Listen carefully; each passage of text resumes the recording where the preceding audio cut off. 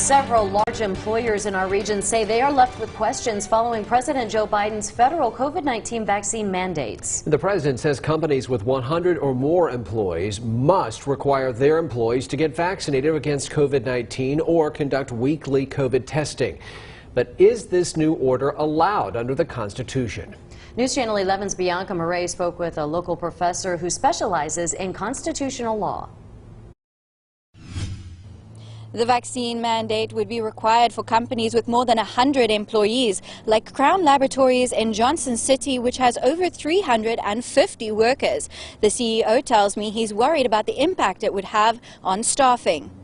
There are millions of companies under 100 employees that now put us at odds with competing against them for employees, because they can leave Crown, for example, and go to an employer that is under 100 employees. Another option for businesses is weekly COVID testing. If it's 20 employees, I think most businesses could handle that. They could give the employee a choice at that point whether they get vaccinated or not, because the onerous situation of having to test everybody weekly would be less burdensome. One law expert says fighting these mandates would be futile. He cites the commerce power in the Constitution. It gives Congress the authority to regulate businesses that have a significant effect on interstate commerce, which of course any company of that size probably would. As for weekly testing, providing a testing option, though I don't believe it's constitutionally required, is designed, of course, to make this more palatable for people, to make employers more likely to comply and workers more likely to comply, and ultimately to make the law itself seem more reasonable and defensible in court. He says in a state of crisis like the COVID-19 pandemic, the federal government has the constitutional power to step in. When we talk about a vaccine mandate or a mask mandate or any other sort of public health mandate,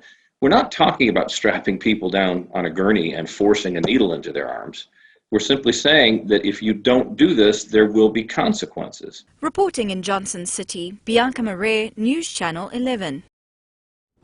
We reached out to several local companies with more than 100 employees on their plants, including Nuclear Fuel Services, Appalachian Power, Eastman, and LabConnect.